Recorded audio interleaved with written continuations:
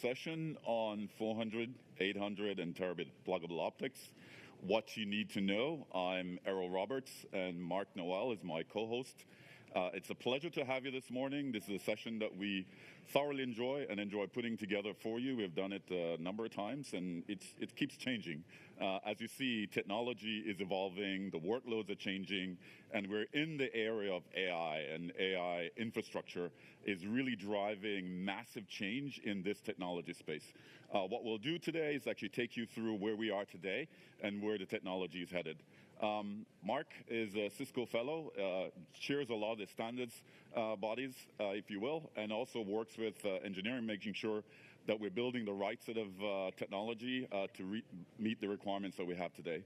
My focus is primarily on the customer side. I try to look at what your challenges are, what the solutions need to be, and really take that feedback and drive what we need to do internally as well. So between us, certainly what we want to do is really capture what's happening within the marketplace, and also share with you what we're doing and how we see the industry changing over time. I'm sure you've seen this before many times this week.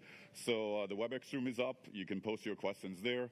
Not sure if we'll be able to take all the questions today, but we'll monitor the room and be able to provide feedback as the week progresses. So there's a play on a question here: are pluggable optics dead or alive in the AI era? Certainly you've heard a lot of chatter in the industry around new technology, and pluggable optics may be running out of gas because it takes a lot of heat. There's a lot of power requirements and power demand on that technology. So can we keep up, and can pluggable optics continue to be that workhorse, if you will, as AI infrastructure continue to grow and continue to evolve?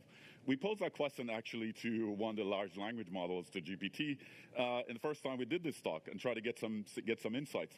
Certainly what we see today, and if you're paying attention, pluggable optics is super critical to what we need to do, and super critical to drive the AI infrastructures now and into the near term, and certainly into the future as well. What you'll see is over time, there will be changes, there will be evolution in technology, but you'll see a coexistence over time. So the challenges that folks are thinking about is really, is there too much power? Can copper cables keep up, as an example? Is co-package the thing to move forward to? But the reality is that where we are today, given the flexibility, given the capability set that we have within pluggable optics, it's a critical component for what we do today, and we'll take you through that. So when you think about the AI infrastructure, certainly your pluggable module is going to be critical for that design. It's changing the way we build infrastructure, as you see, for both scale up, scale out, and scale across architectures today. So we see it's disruptive. There's a disruptive transformation that's happening in terms of what we need to do internally.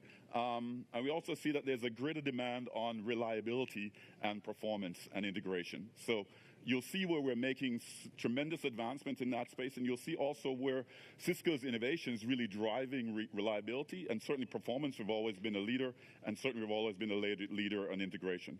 So you also see where, from a silicon photonics perspective, what we're able to do with that technology to really drive greater degree of integration, greater degree of efficiency, to be able to meet the demands of the AI infrastructure. So with that said, what we'll do today is really give you a sense of what's happening from a market dynamics perspective. Then we'll kind of walk through where we are today with 400 and 800 gig, both on the short reach side and on the long reach side. That's a coherent piece of things. We'll look at advancements in optics like LPO, LRO, look at what's happening there, look at where the technology is going, and really look at how that's changing the AI infrastructure over time. And then we'll wrap up with a summary, and we'll be available for questions. So with that said, let's dive in. Okay, thanks, Ron. Okay, good morning, everyone. So I'm going to take us through the first section. Errol will come back up, and then I'll come back after that. So we want to talk a bit about the market dynamics. I don't think this is a surprise to anyone what's going on, but there's a massive growth happening now, being driven a lot by the AI infrastructure deployment. And so this is looking at a snapshot of like worldwide switch ports. And we've shown this many times over the years, and this is the first time I've really seen such a massive change from what we looked at the year before. And so a couple of things we can say, and we'll dig down into this in a couple of slides, but we're really seeing that things like 100 gig optics, which is the blue, that's just a bit of a workhorse. It's just going to keep going. 400 gig is, again, just a workhorse, going to keep going. It's kind of peaking right now. And there's this transition going on to the higher speeds, which is largely driven by the AI requirements. But 800 gig is growing. And when I talk about a port being 800 gig, that could be an 800 gig E port, or it could be 2 by 400 gig E ports. And we'll talk about that. But when we talk about modules, there may be more than one interface within it. And so we're seeing, driven by the AI, that 1.6T is coming along and expected to be growing quite quickly. That's likely to be 2 by 800 gig E. And then we're seeing on the radar that 3.2 terabit is there and being forecast as being a big thing. So really what's going on is the AI infrastructure is dominating the market forecast right now. Hyperscalers are really driving these technology transitions, and they're pushing it to scale very quickly, far quicker than has ever really happened before in this industry. And the rest of the market is really going to be able to leverage that scale. When they start moving to some of these rates, they're going to be able to leverage all the work that's been done to bring these technologies to scale, right? So that was a mix of everything in the previous slide. So we'll talk about the different parts of the network, and the classic kind of data center, now often referred to as a front end.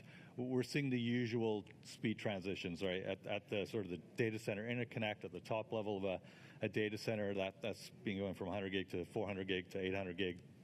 The DCI within the switch fabrics, that's always stepping up in speeds, right, as the chips get to higher and higher capacity, and the I/O has to follow to enable that capacity. And then down at the access level, again, that's migrating up and up, and now we're seeing much, more capable compute devices like GPUs on there, which is pushing the bandwidth there quite a bit, right? So that's kind of the view on the front end. I just want to observe that right now, all of this is pluggable optics. Like, pluggable optics is just a massive market, right? And it's not going away. If you take a look and you separate out that front end that we just talked about, and what we're going to talk about is the back end optics, which is really the interconnect and the fabric used for the AI infrastructure, you see a marked difference here, right? The front end, which has been the growth engine for a decade now in this space, is still up and to the right. But if you look at it at the same scale as what's happening in the back end, you can see that it kind of is being dwarfed. The back end is dwarfing from a forecast perspective, what's happening in the front end. And the growth is much higher, the transitions are quicker, and the faster rates are coming in much, much sooner. Okay, so I've talked about front end and back end, but I haven't really described what I'm talking about. I assume people know this better than I do. Front end is kind of picture we saw before. It's a classic leaf spine. Front end is talking out into the cloud and to the customers. At the bottom of the network on this diagram, you've got the compute, the server racks. And when we talk about an AI infrastructure, what we want to do is completely scale that compute. And so the first thing we do is we'll take as many computes as we can, put them into a rack and connect them all together. And we call that a scale-up network. And we're really trying to get as many compute devices as we can to operate as a single device here. And that's our scale-up network. And then when we want to take these nodes, and I point out that the interconnect that's happening within this scale-up, it's often proprietary, things like NVLink. There's new protocols coming along like UA-Link. Ethernet is there, and Ethernet, in my experience, always wins. So Ethernet is very much up and coming and growing into this space. So you have these scale-up networks, and you want to connect them together and expand and scale your cluster out. And so that's the back-end network we call the scale-out network. So that's taking these scale-up networks and scaling them out. And this is, again, a huge amount of interconnect there to go do that. We'll talk about the different aspects of these. And what's happening right now is the desire to scale the compute is exceeding the ability to fit it in one building, like one data center, right? And so the last thing we need to worry about is something we're going to call scale across, and we'll talk about that and what that means to all the interconnect. So we're talking about optics in this session, so I'm going to bring it back down to what do we care about for optics. All of this growth that I just talked about is having a massive impact on the equipment design, what we're building for switches, routers, and optics is really what goes into that, or the pluggable modules go into that, so they have to fit into that design. So when we look at the classic kind of front-end network, we were worrying about rack bandwidths of 3 to 12 terabits in a rack. Now we're trying to solve how to do greater than 100 terabits in a rack, right?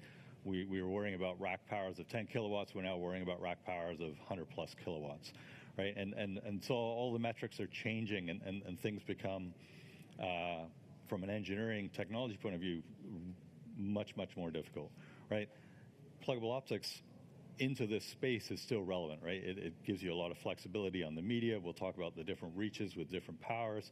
It gives you a lot of flexibility on suppliers and replacement. We're talking about massive scale here. You need a broad ecosystem to keep you going, right? You can't be dependent on proprietary designs. And the fact that a pluggable optics gives us commonality design allows us to go build systems and move things along. So the use cases are across the industry for all of the pluggables. It's really being driven, as I said, by the market. The market drivers right now are really the cloud and the neo cloud. As I said, they're the earliest adopters of the new speeds. They are pushing for the high volume quicker and sooner, and that scale that they have is then going to be leveraged across all the other parts of the industry. Okay, so that's it for me right now. Cisco very much involved in the middle of all of this. We build our own optics, we build our own switches, we drive a lot of this technology. We're working across the industry to keep, because the thing with all of this interconnect is it has to interoperate. So we spend a lot of time making sure that what we build and what everyone else builds will work with each other. And so we're going to get into a lot of this in the next session. So I'll pass it back to Earl. All right, there we go. Where's the pluggable modules? So let's dive in terms of where we are from a 400 and 800 gig, both on the IMDD and the coherent side of things. Certainly what we see today is, I'm sure a lot of you are deploying 400 gig today and probably looking at 800 gig. What we see is that on the client side, that's intensely modulated direct detect short reach optic. Technology is mature. You have all the MAC media reaches that you need, various media types that you can support. That's driven by mature technology on the 100 gig SerDes, 100 gig per lane. On the coherent side, that's the long haul side of things. On the line side, optic side of things, you see where from a standardization through OIF, OpenZR, we can deploy 400 gig networks today. Also have a great degree of interoperability, so therefore you can deploy without fear. Certainly from a technology perspective, we see various modulation technologies being deployed, like 16 QAM, and we also see different baud rates capable there in terms of 60 gigabaud or 118 gigabaud for 800 ZR as an example. In terms of the next generation from a technology perspective, we see where 200 gigs per lane is where things are at, and folks are looking at that to drive the 1.6T interfaces, and certainly to give you more efficient 800 gigabit Ethernet interfaces as well. And certainly you see where from a baud rate perspective, we're increasing or doubling the baud rate to give you 1.6T ZR capability on the line side. So certainly what you're seeing is really a continuing evolution of the data rates and the speeds over time. The other piece here that's critical to pay attention to is that with these higher interfaces, certainly we need to support the lower speeds as well. So breakout is critical, and all these interfaces support breakout capabilities. So that's mature. In terms of deployment, we see where folks are leveraging 400 ZR into data center connectivity. That was driven by certainly the standards guys there in terms of OIF driving that.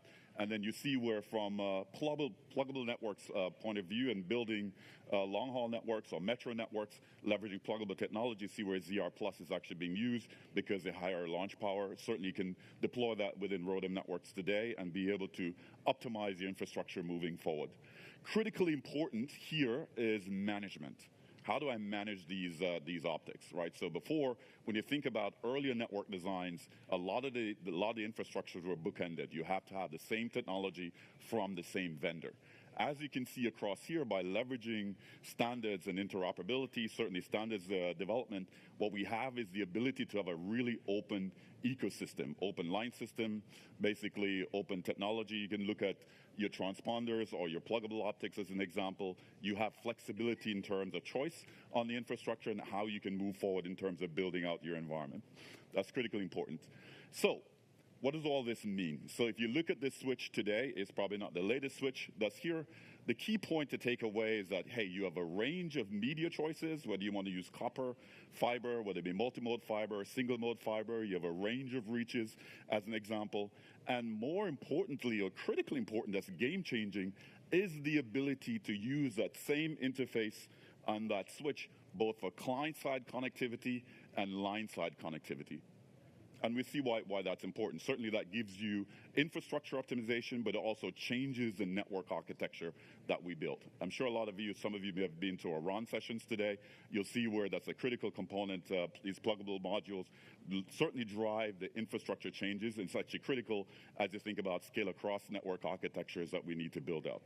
So total flexibility on the port, and the ability now is that you can be able to egress all the bandwidth that's in that particular switch. So you think about, I think today, earlier in the week, G2 talked about the fact that we're going to be having our 102.4 terabit switch, that ASIC. So you think about that, that'll be 64 interfaces of, let's say, 1.2 as an example, and think about then plugging a 1.2 terabit optic in that module and be able to drive line-side interfaces, or you'll be able to break out into N by 800 or N by 400 over time.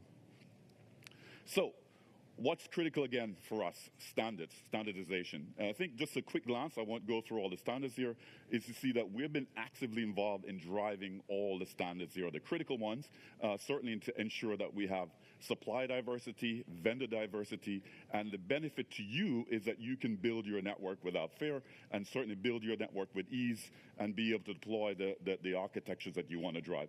Certainly there's certainly standards being driven by various groups and also various MSAs, and we chair a number of groups. And one of the things we'll talk about later on is our innovative technology around 400 gig BiDi to be able to drive the use of multimode fiber at higher data rates. Certainly we see BiDi technology, and another interesting standard certainly that's coming up here really is the 200 gig per lane around on multimode fiber. That's interesting and important, because that means that multimode fiber has more life yet in terms of getting you further and getting you more bandwidth that's there. So key takeaway is really there's relevant standards you can go through and look at what that means for you, and also understand what's happening from a market perspective. Certainly on the ZR, both the client and the line side optics, I think you'll see that we have driven a lot. Other piece of critical component that I'll talk about next is really CMIS, Common Management Specification. That's something that we drove in order to make sure that it's easy for you to get the levels of telemetry that you need from your infrastructure to build the right type of networks that you need to build. So what are the critical elements when you think about 400 gig and 800 gig optics? Certainly, these pluggable modules, we have two main form factors today. We have the OSFP and we have the QSFP DD form factor. Critical component, like I mentioned to you before, is CMIS, Common Management Interface Specification. That's critical for us. So with 400, 800, we have these two main form factors. The other piece is that also as we move to these higher speeds and higher data rates, we also change the modulation from NRZ to PAM4. So basically, amplitude, 4 levels of light, 4 levels if you will, and be able to carry more bits at pretty much at a low baud rate to give you greater efficiency. The other piece is that with these higher speed interfaces, you have the ability to do breakout. So if you're not looking at breakout today, depending on network evolution, it's something you have to deal with over time. And certainly we have the ability to be able to manage those connections as you think about maximizing the port bandwidth and the port speed that's on the switch that you saw before. The other key component here is be able to leverage coherent technology inside these pluggable modules, so you can basically have both client-side connectivity and line-side connectivity at various performance rates in terms of just the bandwidth that you have, and also various reaches, and we'll go through that in a little bit. And that also drives then a change in network architectures, how we build network, and we'll go through that in a little bit as well. What are some of the key enablers here as you think about this? Certainly, what we see is that SerDes speeds have been increasing over time, And certainly what we do is that it's something that we know, we already know how to work with. We see where today with 100 gig SerDes or 100 gig per lane technology as an example, we can build 400 gig interfaces, we can build 800 gig interfaces, and we see where the next SerDes speed jump is going to be 200 gig per lane. But as you see here, that as you increase the SerDes speed, certainly you need less wires to build. So if you're building an 800 gig interface here today, you need eight electrical interfaces coming off your ASIC as an example to get that interface. That's basically on the electrical side. Certainly if you move to 200 gig per lane, you need half that amount. What does that mean? It means that it's a much more efficient module that can build. Takes lot more efficient in terms of moving forward, so you can get more in a smaller package moving forward. But we also just leveraging, giving you better performance, driving better interoperability, and also maximizing the capacity of the technology that we have available today. So what you see, here's where we are today, and then moving forward towards 200 gig per lane technology. The other piece we talked about before is the modulation. So on the client side, certainly we have shifted from NRZ, simple on-off, to basically 4 levels, if you will, with PAM4. So we carry more bits per symbol in that same time slot. The other piece, from a coherent optics point of view, we're using much more advanced modulation, moving away from, like, say, QPSK, which is 2 bits per symbol, as an example, and 16 QAM is like the de facto that you see with a lot of technology that's deployed today. But the idea here is really more, you have more constellation points, if you will, and you're able to get better performance to be able to deal with the longer reach. So it's really more performance optimized for reach, and at the same time, there's a big focus in terms of also power optimization. We see that down the road in terms of how you can use coherent technology, whether it be for coherent light or for longer performance, if you will. The other piece that's critical for us is forward error correction. So with these higher bit rates, high performance, we want to have error-free transmission. So FEC is a de facto thing that's there. Certainly as you have these DSP engines that's there, we can be able to provide much more error-free transmission. And in a lot of cases, give you better performance, give you better OSNR capability as you think about these longer links and these longer network connections. As I said before, managing the infrastructure is critical. So CMIS, Common Management Interface Specification, is one of those key pieces of technology that you'll leverage to be able to manage your infrastructure, both on the client side and also on the line side. So if you think about your host switch, you plug your module into your host switch, as an example. How do you understand what's happening at an electrical level, also what's happening on the line side as well from an optical level? Certainly what you do with CMIS, it gives us a standard way to configure, to initialize, to monitor, and to manage the module. So you get a great degree of telemetry. As an example, we have these DSP that's integrated in these pluggable modules. We can take the telemetry off the DSP. We can look at the performance of the link. We can also look at the host-to-module connectivity, module-to-module connectivity, so you can understand really what's happening end-to-end from a link perspective. Another key piece of specification that comes with CMIS is a VDM, versatile diagnostic monitoring, that gives you a lot of detailed performance information. These are stuff that you would have seen in earlier days when you build networks of old.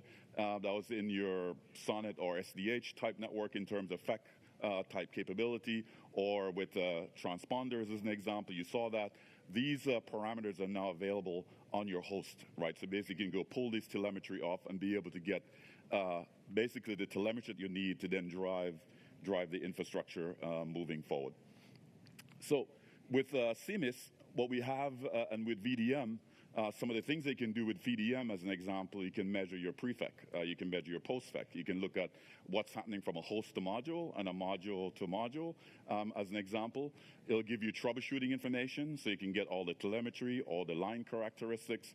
You can do basically proactive fault detection. You can trend the data over time to understand where you'd like it to have faults, and if you see where a module is degrading over time, then you can schedule time to upgrade that particular component, that particular module within the infrastructure. And therefore gives you the ability to then optimize your network performance. I think Mark mentioned the fact that latency and also availability of links is critical as you think about AI infrastructure. You need the telemetry in order to understand the performance on the network infrastructure, as an example, to know what's happening and be able to make sure that you have the links available to meet the workload requirements that's there. So critical piece of component if you haven't paid attention, and this was something that was actually developed internally that we took to, we helped draw within the standards in terms of the CMIS specification. So something to take advantage of as you think about building out your network infrastructure. Just to dig a little bit deeper, just to show you some of the parameters that you'll see, leveraging CMIS as an example. These are some of the points that you can look at. There's a whole range of variables that you could go explore depending on your levels of interest. These are things that are actually being integrated into the management platform that we provide to you, so you get that telemetry as an example.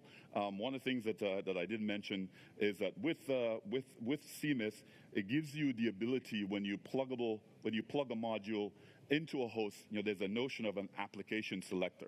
So therefore, the module will say, hey, look, here are my capability set. When you plug the module into your switch or your router, you can say, here's my capability set, and then you can say, okay, this module can operate in a breakout capability as an example. These are the speeds that it supports. So, and what it allows you to do then as a vendor, you can basically you can provide different capability sets over time and be able to expose that over time, because then the module basically announces what's available capability set that's there, and then you can configure appropriately.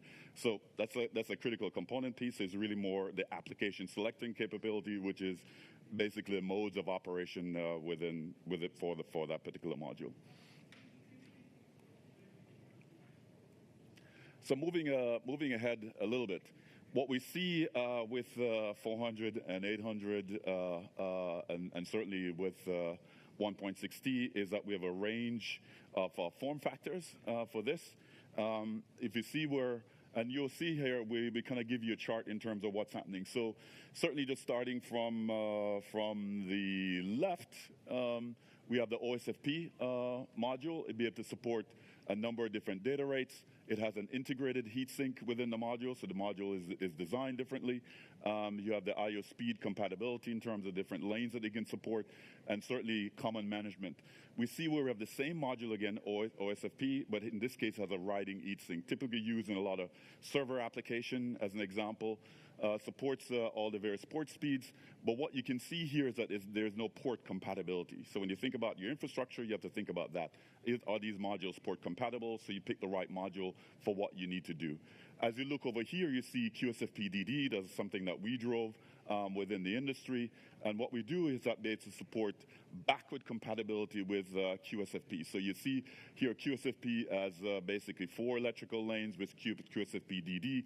Double density, there's 8 electrical lanes going into the module. So it can support the higher data rates and also be able to give you flexibility in design. So what you see, both modules has a riding heatsink capability and allows us to then give you that migration. So if you're using a QSFP today in that port, you can then go plug in a QSFP-DD in that particular port, get higher data rates, higher data speeds.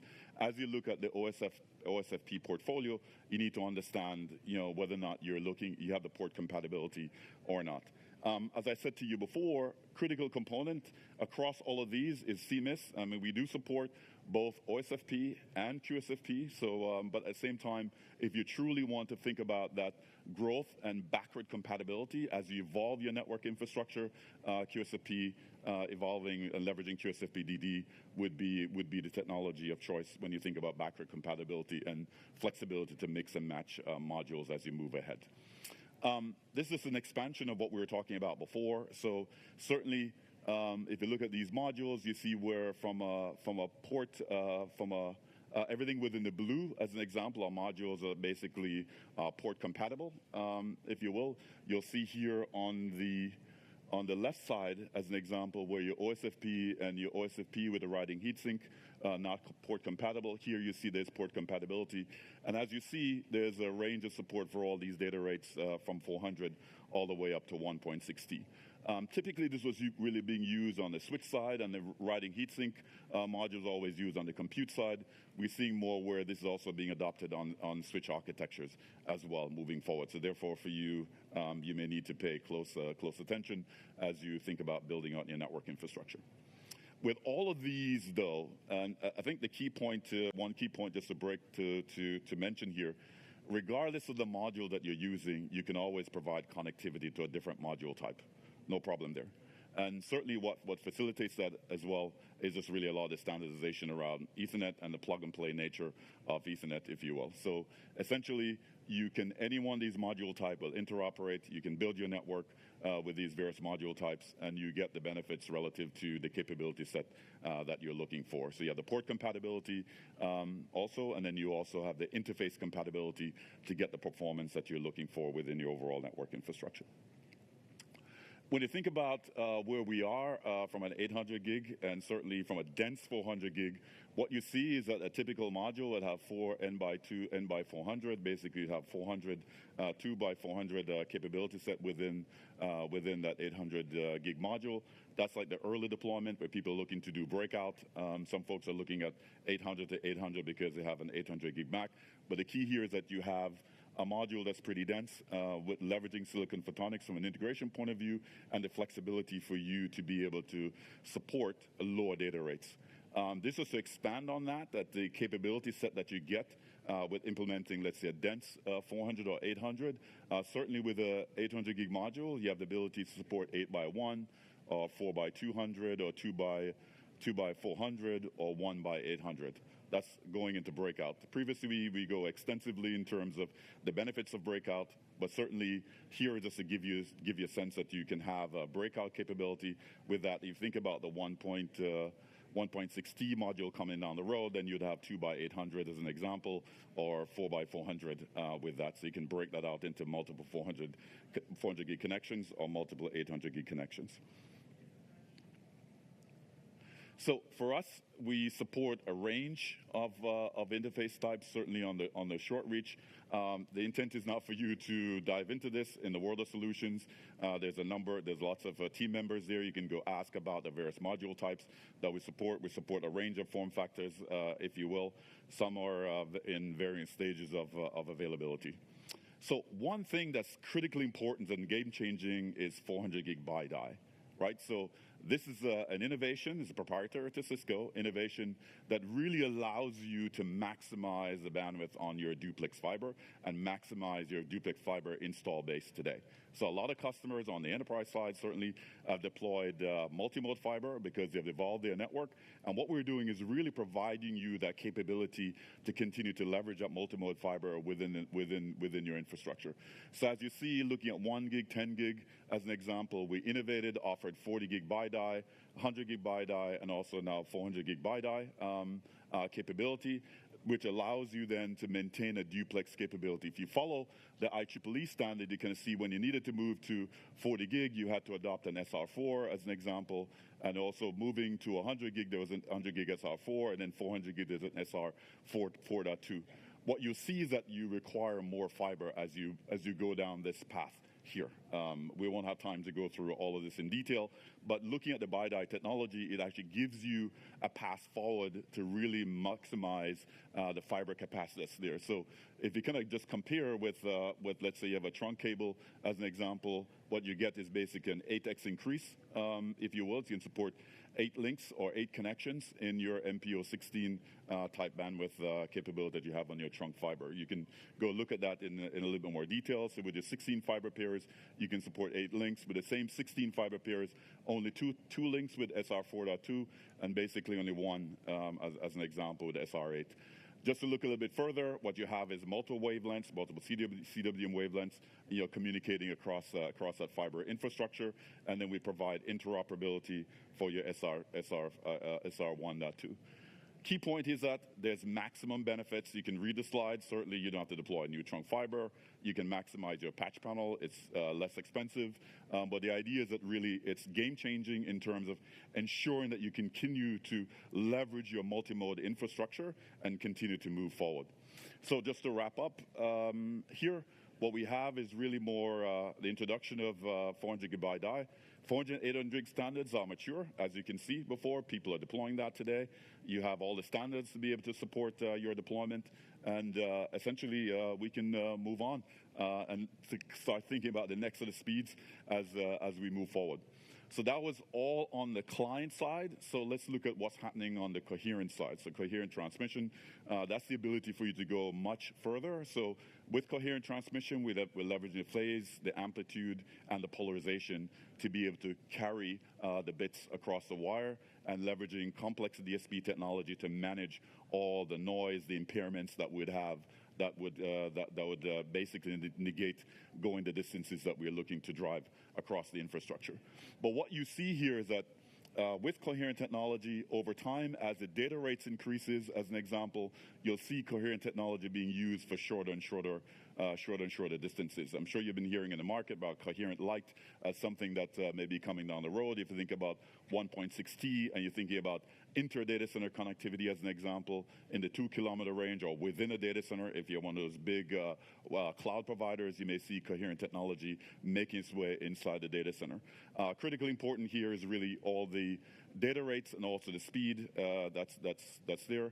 But certainly with coherent technology, certainly what you have and the pluggable form factor is that you really have a range of speeds that you can support and also a range of network architectures that you can support as well.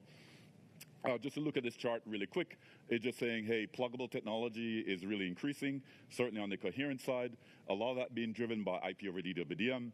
For us, certainly IP over DWDM, if you've been following where we're at, we talk about RON, routed optical networking. As an example, a lot of our industry partners say IP over DWDM. We looked at IP over DWDM in a slightly different view. We started up with that as an example. When you have early 10 gig or 100 gig connection, you have a single line card that took up an entire router faceplate. But the reality is that, hey, pluggable coherent optics is basically continuing to grow within the market space. We're seeing where we're going further and further distances with 400 gig ULH as an example, and we're also seeing where essentially we're moving to the L band as well. So we're seeing where we're maximizing the capacity within the C band, and if we really want to maximize the total capacity within the fiber itself, we can leverage both the bands, both the C and the L band from a deployment. We're also seeing where coherent technology is actually moving to shorter distances with coherent light as a deployment.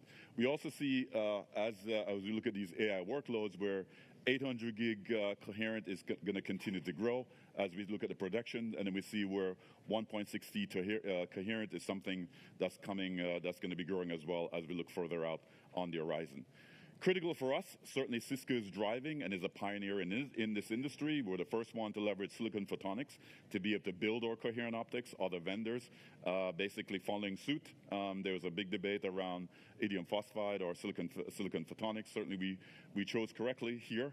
And certainly what you also see is that there's, with standards and with integration, we see with like an 800 gig ZR as an example, we have interop PCS as an example, which is probabilistic constellation shaping. We don't have time to go through that today, but the idea is to give you flexibility to really maximize the capability set within your fiber and be able to give you the reach that you need.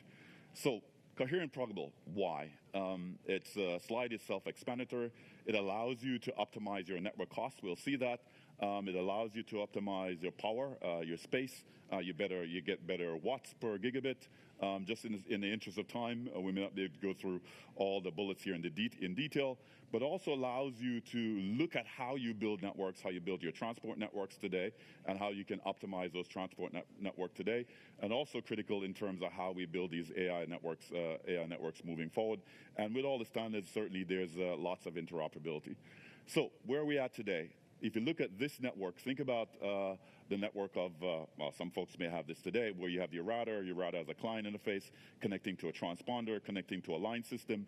With your pluggable optics, as an example, you've removed all of this here. So you've optimize on the overall infrastructure, less components to manage, less heat, less power, less space, all the various pieces, and you essentially plug into your line system, into an open line system. And the line systems have varying degrees of sophistication. With these pluggable modules as well, you have different application. You can look at it from an access network, a metro network, a long-haul network, as an example, and also from an ultra-long-haul perspective, and also looking at various network architectures where you're leveraging various standards, whether it be for shorter reach with ZR or longer reach with ZR+, or your ULH design as an example. Certainly you have flexibilities from a standard, and certainly just looking here, you're basically just swapping out the module you need to really drive and be able to support the application that you're looking for. So certainly coherent interfaces saves you power, it gives you a greater degree of optimization, and with standardization, you can basically support a range of use cases moving forward. This is just to say, hey, there's multiple different types of these coherent modules for different use cases, also various module form factors, if you will. If you think about coherent deployment as an example, and some of the things that we have done is like coherent bi-die technology. We also leverage coherent technology in low Earth orbit satellites.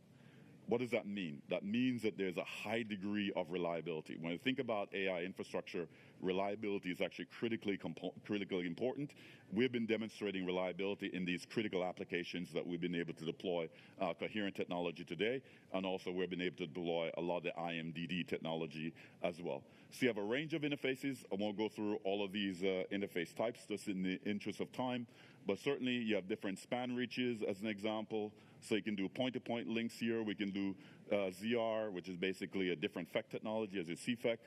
We have the OpenZR, which is you leverage OFEC technology as an example. We have a higher launch power with your Bright ZR. You can use that in your ROADM networks as an example. Here we have your ULH type. And here, one critical integration component here is really an optical amplifier and a tunable optical filter. Critical components in terms of you building out this more sophisticated line systems and these more sophisticated optical network, and also the flexibility from a baud rate. Equal importance is all these standards, because the standardization is what allows you to build this open network, if you will, and be able to deploy without concern. So all the use cases for metro and regional long-haul applications, and also access applications. Didn't really talk about the 100 gig ZR. Certainly you can use on your access network. I know we're saying, hey, AI networks is driving the infrastructure, but you're going to have all these various access network types that you need to support as well. To enable all of this, we needed to have really tight integration, and certainly what you need to have is component integration. Just kind of looking at where things are and where we are today, if you look at an early 2011 100 gig module as an example, that was 80 watts per 100 gig. And if you look at where we are in terms of delivering a 400 gig module today in a QSFP-DD form factor, you're looking at 5 watts per 100 gig.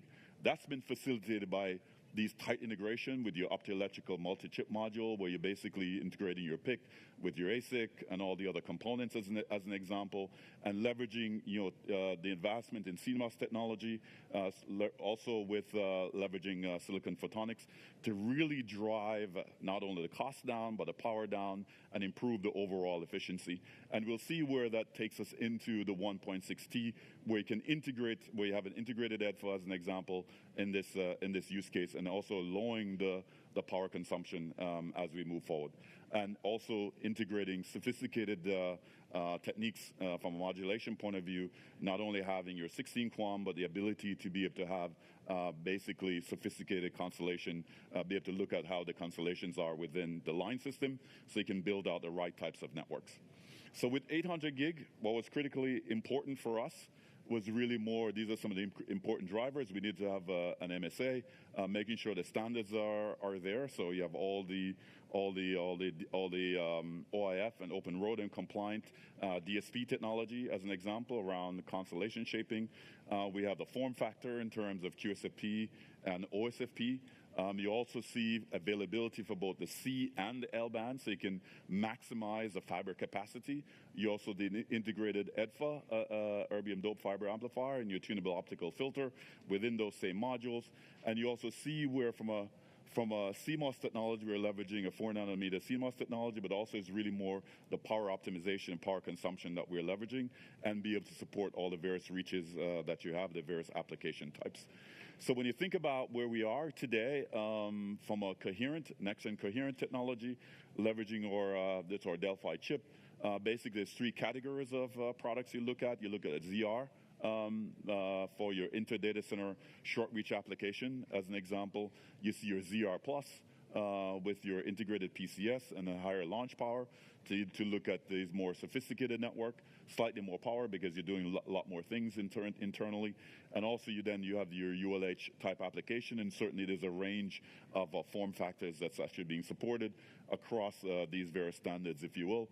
So certainly, I mentioned these before, and CMIS being a critical component is making sure that we have the standard management interfaces that you need and supporting the higher baud rate as you move forward.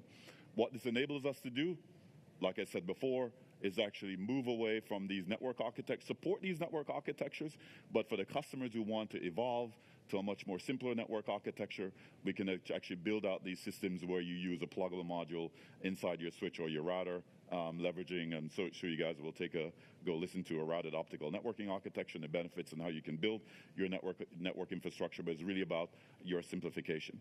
As you think about the deployment of these pluggable modules, certainly within Cisco, you can leverage Cisco and also our own line system. We have a line system, and there's lots of talks around the line system. Line system could simply be a pluggable, a QSFP-DD pluggable module that plugs into your router, your switch, or it could be a traditional line system that's open, that we have available that's NCS 1010, so that's available today. We can also deploy over third party. You can do basically dark fiber type interconnects, and you can deploy over third party line system. The whole goal here is really about simplification, cost savings, and optimization on your OpEx. So key takeaways for you. Basically, where we are today, you can deploy your 400 gig coherent interfaces, certainly 800 gig with interoperable PCS here as well. And basically, coherent technology is also allowing us to build these routed optical networking with a great degree of performance, and also increasingly important for the scale-out portion of the architecture that Mark's going to take you through in terms of how you see massive interfaces that needs to be acquired. If you think about deploying that portion of network infrastructure with traditional DWDM technology, it would be super costly. But yeah, that's where we are today. All right, thanks, Errol. Okay, that was a lot of information, and I'm going to give you a lot of information too. This is a big topic, and so we skim across the top of the trees a lot, and we recognize that. We'll try and take some questions at the end, but if we don't have enough time for all your questions, we'll be using the WebEx space. Happy to keep talking and providing any feedback. Okay, so what I wanted to do with this part of the section is really talk about the pressures that are coming from a technology point of view, driven by the AI stuff that I talked about, and what it means to the world of interconnect, pluggables, and regardless of whether you're a hyperscaler and building out your large AI clusters, or you're a service provider or an enterprise, all of this, it's going to come down to you at the end of the day, right? So knowing where it's going and why it's going that way is useful. Okay, so one of the big pressures right now in scaling AI clusters is it's all about scale, and why does this matter, right? So we took a look here. We chose the OpenAI ChatGPT, but it could be any of the large language models. And we keep seeing that they're announcing more and more generations. And if you go and break down what's going on in all of those generations, essentially the scale of what's going on within the model itself is growing. It's more parameters, it's more GPUs, and when you look at all of these things, and look at the growth that's going on, you're seeing in the last 6 years, there's about a 3,000 increase. 3,000x increase in parameters, 100,000 in the floating operations, 5,000 increase in the GPUs. And what's really going on here is this is all about improving and increasing the knowledge and reasoning. There's a metric called the MMLU, and that's growing by 2.5 times. And so what this really means is the size of the cluster the scale of it unlocks the intelligence, right? The ML is this kind of metric for the intelligence, right? And so basically, the bigger you can make it, the more intelligent it is. And as someone pointed out to me, there isn't really an upper limit on intelligence. So this is what the pressure that's going on right now. Everything is how do you make it bigger? How do you put more of it in there? And what are the limits? So if you make it bigger, you run into some physical problems, right? So we're seeing things like, I think Meta announced a 5 gigawatt data center, and they created this graphic to show what it looks like over Manhattan. These are astronomical things people are building, right? And so you are pretty quickly running into this limit of your ability to scale. Basically, how do you bring power into these data centers? How do you go do that? And so there's a couple things that happen because of that. But at the technology level, it's all about how do we reduce the power? How do we make it more efficient? Make it smaller, make it faster, so we can get more bandwidth in a certain amount of size or power envelope. All right, but also how do we deal with this power delivery problem as well? And there's something we'll talk about on that. So when you're looking at what are the priorities for interconnect within this kind of AI world that we're all trying to figure out what to go do, there's a bunch of things we worry about. We really worry about reliability now. The AI workloads are synchronized. Everything's working together. If there is some link failure or a link flap or something goes on, basically everything stops, has to go back to a checkpoint and restart. So it actually really impacts the efficiency of what you're trying to go do. So reliability is now very, very high concern. Power, I just talked about power. Whatever we can do to keep the power down, make it more efficient, is very much on the minds of all the engineers working in this space right now. How do we make it more efficient? How do we go faster, right? We're trying to build our switches to be higher capacity. There's been a bunch of announcements this week. I encourage everyone to go out to World of Solutions and see some of the new switches out there. We have to go higher capacity. That means we need faster I/O to get on and off these switches. If we could, so we're going from 800 gigabit Ethernet to 1.6 terabit Ethernet to 3.2 terabit Ethernet coming. We're trying to speed up our SerDes, our lane speeds, from 100 gig coming off the ASIC and 100 gig going on the wavelength, and we're pushing it to 200 gig, and then we're going to go push it to 400 gig. And so with that, we have all these new kind of network architectures that we're putting in place to be able to put this together in a scalable way, a manageable way, an operational way. Okay, so let's try and show some of the stuff we're talking about, the challenges. This is another way of showing the combination of a scale out, a scale up network. So this is showing right now, get my pointer, we got this kind of the classic front end on the front here. This whole thing would be in a data center.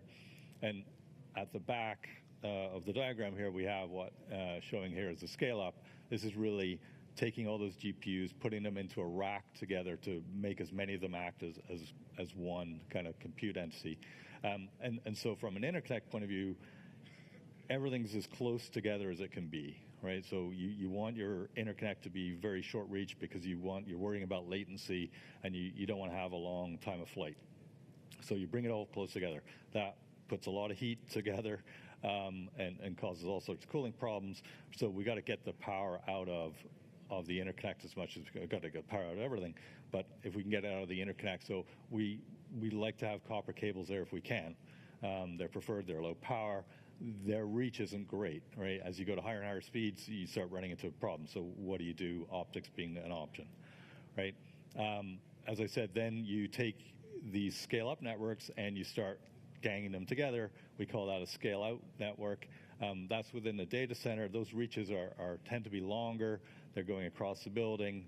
They're in the scale-up network, we're trying to connect as many GPUs to as many GPUs. So it's very high radix.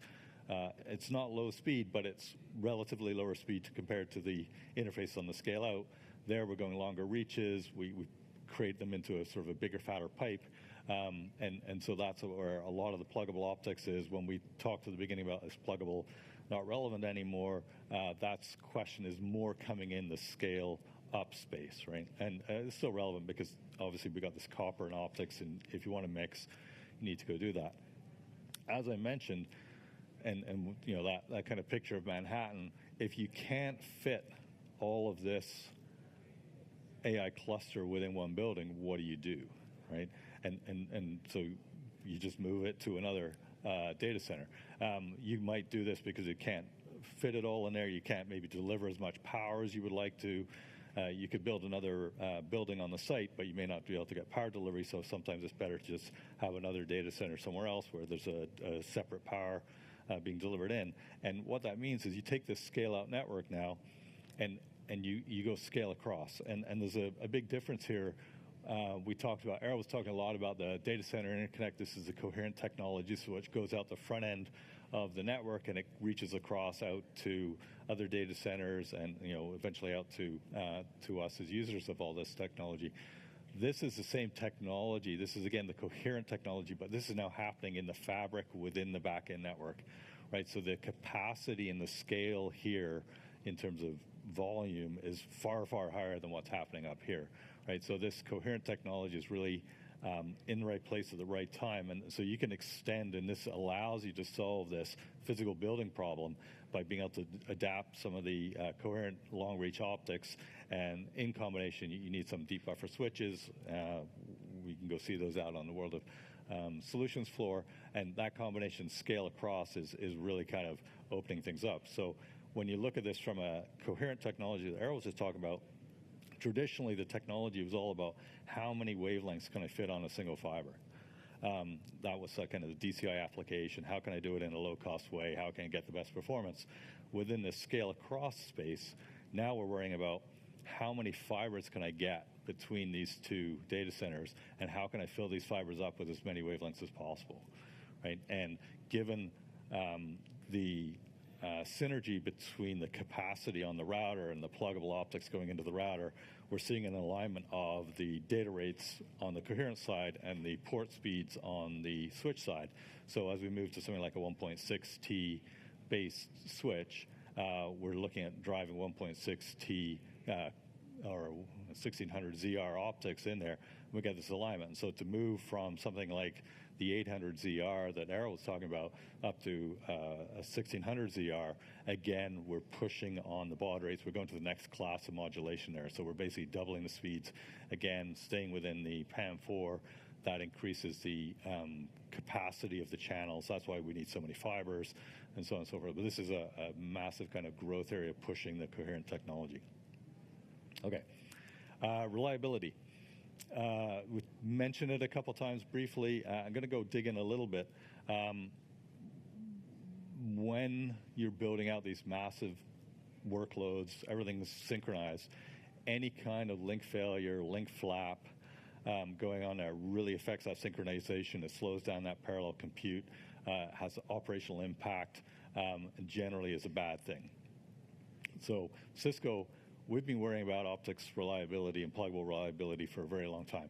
We have come to this from a different direction over the last couple decades, but it's put us in a fantastic place to know what we're talking about when we do this. So when we do a lot of failure analysis on any optics get returned to us, we're able to bucketize what all the various common failure modes are, what the impacts are, at the network level, at the switch level, and we look at charts like this. And because of what Cisco has had to do over the last couple decades, our problem has been slightly different. We build many, many different types of switch products, router products, as I think you all know. We sell many, many different types of optics modules, and so we have to, when we take those optics modules in, we have to test them, we have to qualify them, we have to validate them, and we have to make sure that when we give them to you as a customer, we don't know where you're going to plug that in. We don't know which switch product you bought, which router product we don't know which port you're putting it in, but we have to know that it's going to work. And that has pushed upon us over the last 2 decades as sort of a mindset. We have to be extremely reliable.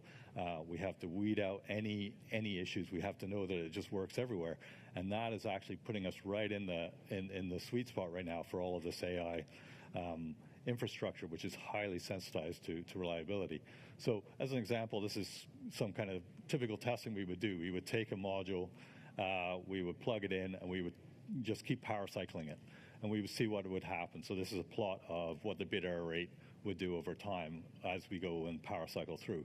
And this is just it's not an example of a product we would ship, but this is something that a supplier or one of our own designs would show initially, and we would see these bursts in bit error rate. These could eventually become link flaps in the network.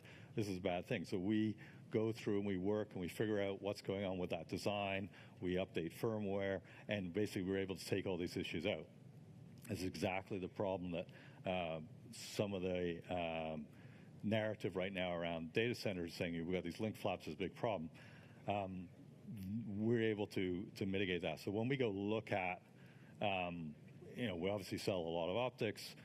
We get optics coming back to us as failure. We analyze, we go through all of that stuff. We're able to go see that a lot of the optics that we get back, we get it back with a certain failure rate, which is actually very good. We then go check it and diagnose it, and in the orange line, we're saying this is what we call a hard failure, where we actually do find that there's been a failure. And then we go and we keep track of all that so we can make sure that whatever those things are, we look at the Paretos and we can make sure those don't happen anymore. What we're noticing, though, is that some of the hyperscalers, web scalers are reporting that they're saying, oh, we're having reliability problems. Their data is very different to our own data, right? And so this is what we're seeing is this kind of 2 decades of focus we've had on making sure that when we put optics into your hands, we know that it will work. That is a massive investment on our side. We've put so much time and effort into it, and it the data shows, right?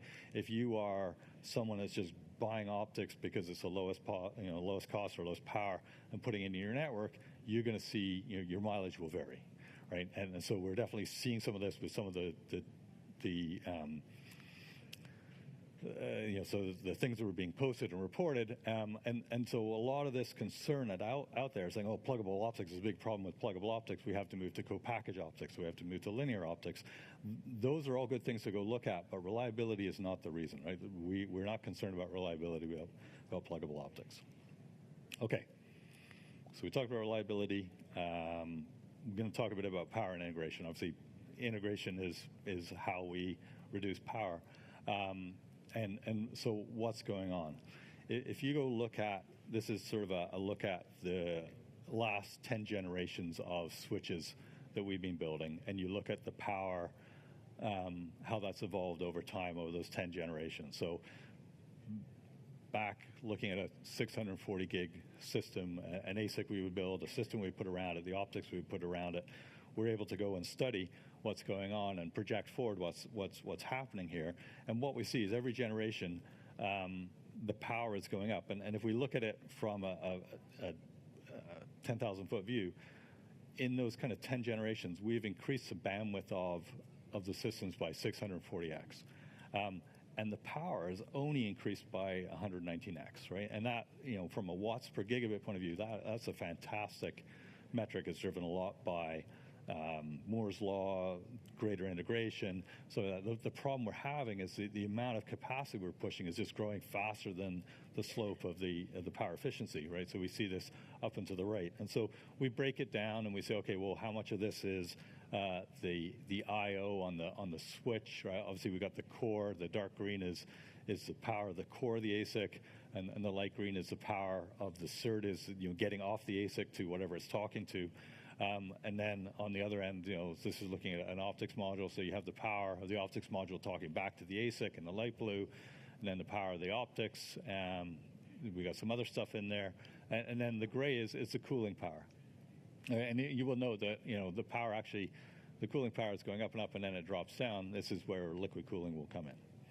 Right? So this is kind of the big problem with interconnect is, and with everything we do actually, is just the power is up and to the right, just because the bandwidth is up and to the right at a far higher pace than we're trying to keep up. So what do we do about that? Well, when we look at the pluggable optics, there's a bunch of ideas that we're looking at, and we'll take you through them, that you can go do. So the classic is, and this is what most of what Errol was talking about, is retimed optics, right? So we have some kind of cooling system, be it air, be it liquid. We have an ASIC, pumping out a lot of data traffic. We can put in pluggable optics in. It's got a CDR, DSP in there. It's got the optics. We can also put in something called linear pluggable optics. This is fairly new. I think we talked about it last year, but it was in its infancy. The idea is, well, hey, why don't I just get rid of that DSP chip in there, that's taking power, let's get rid of it. It's like, oh, but it is doing something, right? But that drops power. You can obviously use just passive copper. That's the lowest power way of doing things, right? The problem is, how far can you actually achieve with that? And so there's this kind of, well, can I go to active copper? Can I put in a chip in there, but a lower power chip, right? And I can either put in a retimer or just a redriver. And there's differences between active electrical cable and active copper cable, ACC, AEC. Okay? And so the focus from how do we lower power, obviously there's the liquid versus air cooling. It's always better to go to the highest capacity switch you can and the highest speed SerDes you can from a watts per gigabit perspective. And then we got to go and explore how do we bring some of the power out of the interconnect itself. Okay, and so we can see things like this where this is taking a comparison of all the various options that are available, and we'll dig down into some of these with a bit more detail. But if you look at it as a 1.6T entity, how much power are you dealing with? And so if you're dealing with like a direct attached copper cable, it's very low power, but you can probably only go about a meter. Meter is very helpful in some applications, but obviously it won't get you a scale out. You can go and then do things like the active copper cable. You put in, this is the redriver, you put in this linear amplifier. It's a little bit difficult to guarantee interrupt. People are working on that. You can go put in a CDR chip in there, a DSP, and retime it all. And you get your reaches up and your power is going up with it. But this is the lowest power way of doing anything, but you're reach limited, right? So then if you've got a reach problem to solve, which we all do, what do? You move to classic retimed optics. So in this kind of 2 kilometer space at 1.6T, we're talking about 25 to 30 watts. That's a very big number for pluggable optics, but it's also an incredibly low power for the amount of capacity you're getting through. But then there's all these variants now, and we'll talk more in detail, but you can go to something called a LRO, linear receive optics. That brings your power down. You can go to something called a linear pluggable optics. This is a fully linear. The LRO is sometimes called half linear or half retimed, whichever way you want to do it. So linear pluggable, again, that drops the power down quite a bit. And then you can go the full integration level and go to co-package optics. And this is bringing the optics away from the pluggable module and co-packaging it right with the ASIC. Right? And that again brings the power down while maintaining the reach. So all of these things are being discussed and considered right now. Okay, so what is linear pluggable or linear receive optics? If you go look at a standard module, you got a switch. It's talking to the module. You have a chip in the module. It talks to the laser driver and the laser. It receives signals from the photodetector and the TIA. That's what it classically looks like, and we call that retimed because we're taking the signal from the switch. It comes into the module, goes through the board, all the disturbances of the channels on the board, and we retime it. We clean it up. We're able to do a bunch of diagnostics, the telemetry that Errol was talking about. It's all great things, and it really helps with interrupt because it partitions the problem. All I have to do is talk from that one chip to the other chip. That's my problem I'm solving, right? With linear optics, what I'm doing is I'm either taking that chip away completely, so in LPO, that's just linear pluggable, I take that chip away completely. And with LRO, I would only have half a chip, or well, I have one chip, but it's only doing half one of the directions. It just retimes on the transmit side, and most of the power is on the receive side, so you get rid of that. It drops the power quite a bit, as we saw on the previous slide. But you give up a bunch of things. One of the concerns is that interop that was so easy to go do with the retimed is now much more complex because you're now worrying about how long is this trace on my board, what kind of SerDes do I have here at the other end of the link, 2 kilometers away, is it a different SerDes, which port is it going in? All of these considerations now matter. And so we've done a lot of work as an industry. We've created an MSA, we've published specs, and this is actually proving out quite well. So why does it work, right? Anyone that's familiar with optical technology, linear just seems to be too much of when it was first being proposed a few years ago, we're like, wow, that's really hard. I'm not sure how that's going to work. But what happened is, with the copper cable, we always want to support copper cable. Copper cable is the lowest power, it's the lowest cost, and so it's also one of the worst channels to send high speed over. So the way we've been dealing with that generation after generation is we are improving the capability of the SerDes, the actual chip, the SerDes serializer, deserializer within the ASIC to drive that 100 gig signal across these copper cables, right? And so there's a lot of equalization, pre-distortion, all sorts of things going on there to go do that. Now, we can take that SerDes and we can use that in an optical sense. And we can say, okay, I'm going to put an optical module in here, so it's going electrical to optical, optical to electrical, but I will just view it as a linear channel, which is what the copper cable is, and I'll take advantage of those SerDes in the ASIC. I'll take advantage of them. They may be unaware, really, whether it's optics or whether it's copper. It just assumes it's got to get the signal to the other end. And so this is why it works. Basically, I put in an optical module, and there's a bit of work I have to do there to make sure it's as clean and smooth and as linear as possible. Optics isn't as linear as a copper cable is, but we do what we can there. And then we do a little bit of extra where we kind of make sure the module talks to the host itself and says, hey, oh, you're on port 7. Well, that port 7, that's a really long port, so adjust your equalization this way or that way. And that combination of things, we've been able to actually standardize this in the industry, and this works actually very, very well. Okay, and those of you who have been paying attention to all the announcements, Cisco announced this week that we now have availability of 800 gig LPO optics. So in the 800 gig space, or the 100 gig per lane space, LPO is the only thing you need. We'll talk about the 200 gig space. We're seeing LRO maybe coming in there. But this is available, well, not available, it's announced it's going to be available later on this year. If you go to the World of Solutions, there's people there who can talk about it, show you how it works, and a lot more detail than we have time for here today, unfortunately.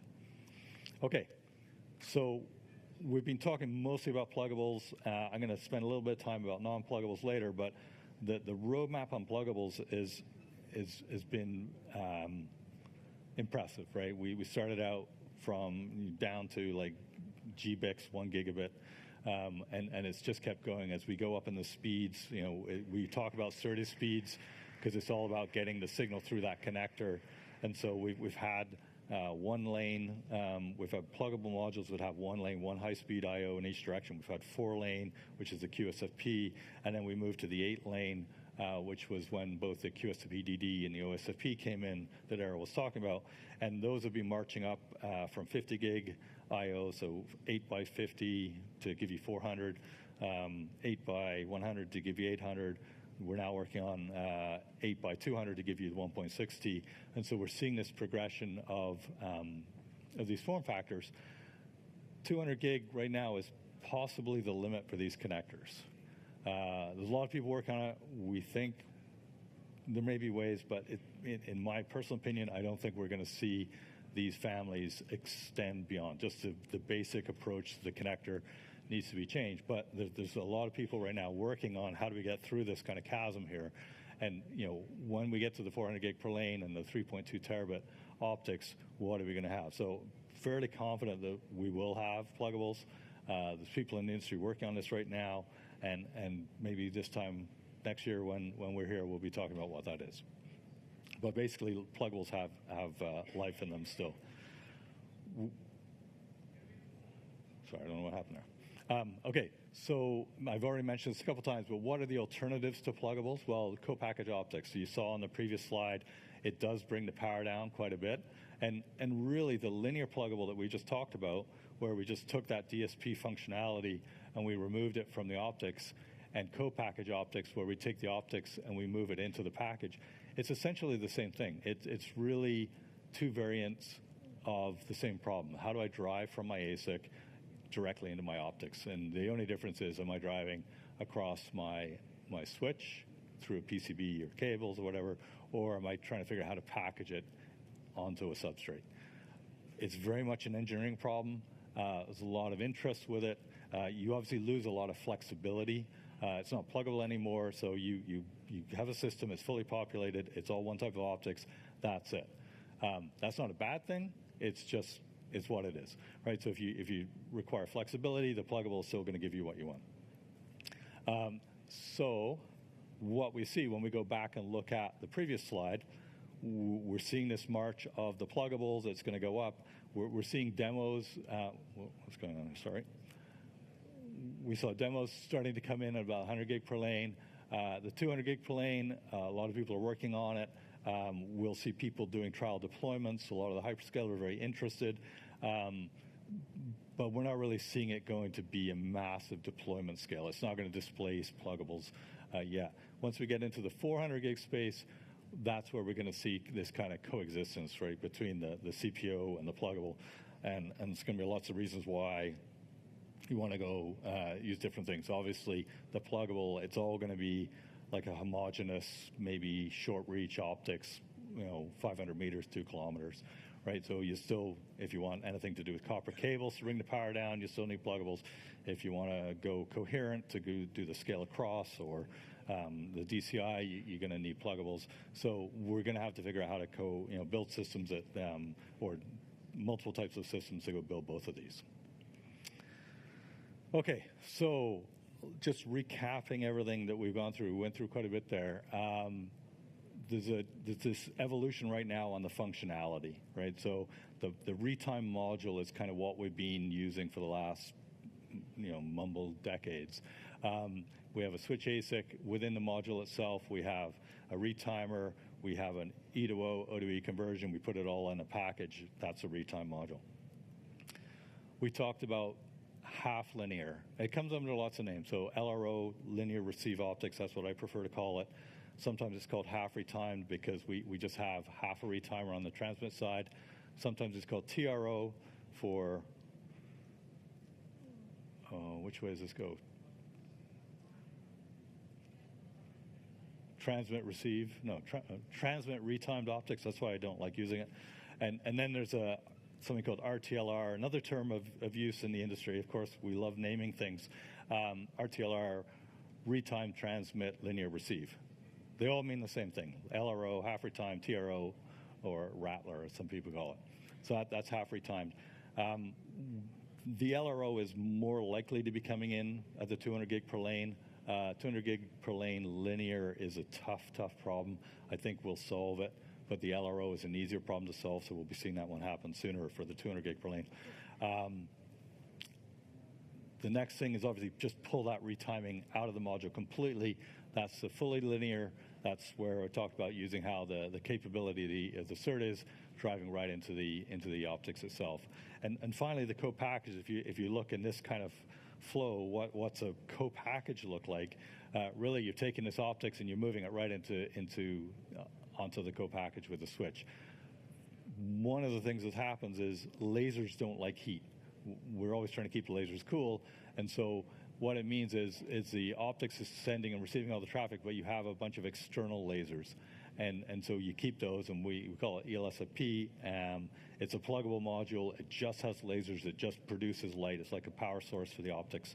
And there's a whole standard around ELSFP. So you still have pluggables. You're still able to swap them out when things fail, if they fail. And that's good. What does all this mean for interoperability? We've now talked about retiming, and Errol spent a lot of time talking about all the standards to make sure everything interoperates. But now we're worrying about LPO, we're worrying about LRO, we're worrying about CPO. Link interoperability really is independent of the implementation. So whether I'm building a pluggable-based switch or I'm building a CPO-based switch, whatever that optic interface that I support will interoperate with the same interface regardless of where it comes. So the actual physical implementation doesn't matter. This is why we spend all this time working on the standards, so that when an IEEE or when an MSA writes a spec on a certain optical interface, if you are compliant to that interface, it's going to work. It doesn't matter if you're in a QSPDD, an OSFP, a CPO, it will just work. You plug it in, that's what it's all about. That's what all the work is. There's one caveat to all of this. Of course, there's always a caveat. In the LRO, where we're talking about this half retimed, the intention for that is that the half retimed will be able to interoperate with a classic retimed module. This isn't really something that is relevant today. At 100 gig, the LPO works great, so we're not really seeing any LRO. At 200 gig, this is the intention, is to create this LRO spec that will interoperate with the retime specs, but those specs aren't written yet. They're not complete. There are a lot of people working on them, so that is the intent. The one caveat to the simple rule I was going to have. Okay, the last thing I want to talk about is when we're talking about AI, we talked about reliability, we talked about power, and we also talked about one of the things is speed. How do we go faster and faster? So this is what's going on in terms of just getting things quicker right now. Okay, so similar graph to what we had before. We have the ASICs, which are driving the capacity. We fundamentally have to move the speeds up just to get that data on and off those chips, right? There's a physical constraint about how many balls or BGA balls we can have on those packages, how we can break it out. So we just have to go faster and faster. So we're pushing up to the 200 gig per lane. Everything Errol was talking about was based on 100 gig per lane. We're pushing up to the 200 gig per lane now in the standards. The 400 gig per lane stuff is being worked on already. So this is kind of the pressure. This is the graph that Errol showed again. All the 400 and 800 is really kind of based on this 100 gig per lane technology. You know, with that, we build 800 gig E, we build 400, we build 200 gig E and 100 gig E. With the 200 gig per lane, it's exactly the same. It'll be used everywhere. This is IEEE is writing the spec right now. We're nearly complete. I'll share a bit of details on that. But there, we're going to have the 200 gig Ethernet, 400, 800, and now 1.6 terabit Ethernet are all going to be enabled by the fact that we have this 200 gig per lane technology. Okay. 400 gig, obviously it's not on this graph yet, but it's starting. It's actually next month I'm going to be leading a call for interest to start this project in the IEEE. Okay, so within that 802.3 DJ project, this is 200 gig per lane. What are the key themes here? This is like the next generation of Ethernet. It's going to give us all of the MAC rates that we want based on 200 gig lane, so 200 gig, 400 gig, 800 gig, and 1.6 terabit Ethernet. We're going to have 200 gig per lane electrical interfaces. That's copper cables, that's backplanes, that's chip to module. That's what's going on the PCBs. And we're going to have all the optics. We're going to have, it's only single mode optics right now, whether it's parallel or duplex fiber. We're going to have reaches 500 to 10 kilometers based on the client optics that Errol was talking about. And then we've also going to have the 10 kilometer and 40 kilometer based on coherent technology. And this is where you're starting to see this coherent light that Errol was talking about coming into the standards. And so with that, again, looking at the same thing, you're going to have exactly the same thing. You're going to have switches which are able to support these modules. You're going to be able to support copper cables, single mode, inside the data center, across the campus, and outside onto the DCI. Obviously, this is, I'm talking about the context of the IEEE project. We only go up to 40 kilometers. Within the other standards groups like the OAF, this is where we're able to push up into the thousands of kilometers. Multimode has not yet started at it has now started at 200 gig in terms of standardization. That project kicked off a few months ago. And the exciting thing there is that is then the precursor to the BiDi work that we do internally at Cisco, enabling us to take that 400 gig, which is such a big deal for BiDi, and extend it beyond to the next rate. So again, Ethernet, the foundational part of Ethernet is always interoperates, and it's exactly the same thing. It's all the specs being written, so everything will interoperate. Again, it's like I was saying before, as long as you have the same interface, it will interoperate. So if you have a system which is based on 200 gig SerDes, or you have a system which is based on 100 gig SerDes, as long as you plug the same thing in, it may be a 1.6T module with 2x800, and here it may be an 800 gig module, they will interoperate. It doesn't matter. And that's what Ethernet really does. That's where we spend a lot of time on this, and it's been very, very successful. So to get the 200 gig per lane technology to work, a lot is going on, right? I'm not going to have time to go into the details here, but we've had to speed things up to higher speeds. We've had to worry about different FECs and different FEC architectures to achieve that. We obviously try to reuse as much as we can. And now we're putting in what we call some advanced link operations. It's so hard to get some of this to work that we're actually putting in link training and advanced auto negotiation so that the two ends of the link can talk to each other and optimize to make sure things work. And so just talking about the FEC, it's a bit of an eye chart. Typically what you have when you set up a link, nowadays with an optic module, you have your ASIC on your board. You may have an ASIC, a small chip on the board. You plug in a module, and it comes to the other end, right? From a FEC point of view, typically we have FEC in the big host ASIC, and it guarantees the link to the other end. And that's how everything in the 400 gig and the 800 gig works. When we got into the 200 gig per lane technology, it's like, okay, that's good up to a certain reach, but we need more.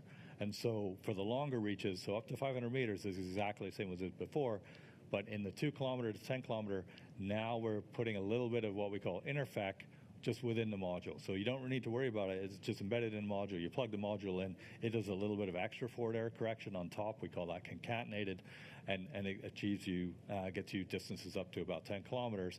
And then in the coherent space, typically what we do is we'll plug a module in. We'll just terminate the FEC that's coming from the ASIC. We just go to a much more capable FEC because we're trying to go 100 or 1,000 or 3,000 kilometers, and then at the other end we back that out and go back. So with this 200 gig per lane, so the 1.6 terabit Ethernet, everything is going to work like it did before. The switch platforms will always have this integrated FEC. Some of the modules will integrate an additional FEC on top of that to get you to the longer reaches. Okay, so last few slides here. We're nearly out of time. So optics for the AI infrastructure, what's going on? It's a lot of new network architectures. We talked about the scale up, scale out, scale across. This is just allowing us to figure out how to deploy all of this. We're being pushed on the faster speeds at the SerDes level, at the port level, and we're really worrying about power. Copper cables are always very attractive. We're worrying about the reach. So we're looking at how do we get the power out of things like optics, and we're looking at things like linear, we're looking at things like co-package optics, and it's really dropping the watts per gigabit slope, which is good, but the speed is just still going up so much. There's a much more heightened reliability, focus on the reliability. Again, that's one of our core strengths. And all of this is really going to dominate what's happening in the optics industry right now. All of the design priorities are focused on solving these problems, and that's going to roll down into everything that we do, and everything that, as all of you get to these speeds, whenever you do, it'll affect that. One thing I wanted to point out, again, another announcement from this week, we announced the future availability, but we announced our own 1.6T pluggable optics. Again, you can go to the Worlds of Solutions. They got a demo. You can go touch it and feel it. Oh, Errol, we had modules. We forgot to bring them out. Okay, that's that. All right, so just as a wrap-up, thank you very much. I know we covered a lot of topics there, but the kind of key takeaways I want to leave you with is the pluggable optics are just crucial for today's needs, and they're just crucial for the AI era. They continue to be flexible, scalable, amazing performance, very reliable. Right, we're seeing them having broad breadth of support and deployable in nearly any kind of use case that you would want. The fact that you can do it with a pluggable optic now is quite amazing. The industry is really exploring innovative solutions, though. How can we optimize things further for AI? So we're looking at things like co-package optics. We're looking at linear. Silicon photonics is right in the middle of all of this. The future is going to depend on a mix of all of these things. And what we're learning as we go deeper and deeper into this is there's a much tighter co-design now between the silicon, the big switch ASICs, the system design, the optical technology itself. And one of the things that Cisco has intrinsic to it is we continue to lead in all of this, right? We have our own silicon. We've been building systems and optics for many years, and that combination is allowing us to be at the forefront of everything that's going on with optics. So with that, I want to say thank you very much for your time. the deck. I think you guys can all have access to the deck. We have some links here where you can go and look at the optics selectors, the compatibility matrices. I know it's a lot of different things going on. All the information is there. I want to encourage you to complete your surveys. It's very helpful to Errol and I when we get some feedback as to what was interesting, what wasn't interesting. Anything is very, very helpful. And it looks like you can all get a T-shirt as well if you do it. Another good reason. And that's it. We literally have 1 minute, so I apologize. We have so much content to get through. If there's any quick questions, Errol and I will stick around if there's questions. We have the WebEx space, but we probably have time for one question if someone has everyone wants to go for lunch. Okay. All right. Thank you very much, everyone.